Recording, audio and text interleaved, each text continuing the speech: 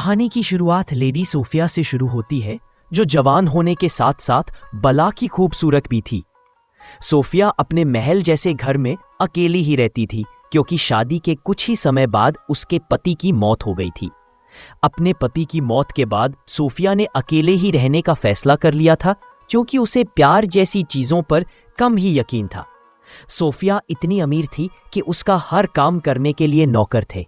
Sophia का एक दोस्त था और उसका नाम मर्फी था। मर्फी बिल्डिंग्स बनाता था, इसलिए वह कई महीने शहर से बाहर ही रहता था। लेकिन जब भी वह अपने घर वापस आता तो पूरा समय सोफिया के साथ ही बिताता। असल में मर्फी सोफिया से प्यार करता था, जबकि सोफिया उसे सिर्फ अपना अच्छा दोस्त मानती थी। सोफिया का मानना था कि दोस्ती प्यार से कहीं ज्यादा अच्छी होती है, और यह दोस्ती जब प्यार और प्यार से जिस्मानी प्यास में बदल जाती है तो उसमें खटास आने लगती है। सब कुछ जानते हुए भी मर्फी अपनी कोशिशें जारी रखता है। सोफिया भी सब समझती थी, लेकिन फिर भी वह दोस्ती से आगे कुछ नहीं करना चाहती थी। मर्फी हर हाल में सोफिया को पाना चाहता था, इसलिए उसने अपनी कोशिशें दुगनी कर दी। मौका मिलते ही वह सोफिया को प्यार के मायने समझाने लगता था। वह उसे समझाता था कि अकेले इंसान की जिंदगी बिल्कुल बेरंग होती है, और जब इंसान को प्यार होता है तो जिंदगी हंसते खेलते बीत जाती है। मर्फी उसे समझाता रहता था, लेकिन सोफिया पर उसकी बातों का कोई खास असर नहीं हो रहा था। वैसे सोफिया को मर्फी अच्छा तो लगता था, लेकिन वह उसके साथ रिश्ता नहीं बनाना चाहती थी, क्योंकि मर्फी एक नंबर का लड़कीबाज था।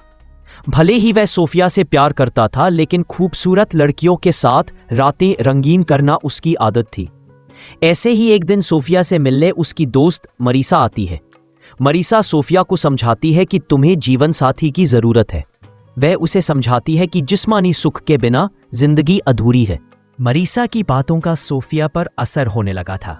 अगले दिन जब वह मर्फी से मिलती है तो वह उसके प्यार को कबूल कर लेती है, जिसे सुनकर मर्फी बेहद खुश होता है, क्योंकि उसकी कोशिशें सफल हो गई थी। दोनों इस वक्त बाहर घूम रहे थे और दोनों वहीं पर एक दूसरे को चूमने लगते हैं। यह पहली बार था जब सोफिया किसी मर्द के इतनी करीब थी, इसलिए मर्फी को देखते ही उसके बदन में करंट सा दौड़ने लगता था। मर्फी का प्यार पाकर सोफिया की जिंदगी पहले से ज्यादा खुशहाल हो गई। दोनों पूरा दिन साथ बिताते, कभी दोनों घूमने जाते तो कभी साथ में किताबें पढ़ते, और यहां भी मौका मिलता एक दूसरे का पानी निकालने लग जाते। देखते ही देखते 2 साल बीत गए। दोनों में आज भी पहले जितना ही प्यार था। एक दिन मरीसा सोफिया से मिलने आती है। वो उसे बताती है कि शहर के लोगों में बातें होने लगी है कि तुम दोनों का रिश्ता जल्दी ही टूट जाएगा, क्योंकि मर्फी इतनी देर तक किसी के साथ रिश्ते में नहीं रह सकता। इसी दौरान मरीसा उसे लेडी ईवा के बारे में बताती है, जिससे कई साल पहले एक अमीर बंदे ने झूठी शादी की और उसे मां बनाकर छोड़ दिया। वह आगे कहती है कि अपना पेट पालने के लिए ईवा और उसकी जवान बेटी बेला जिस्म बेचने का काम करती है।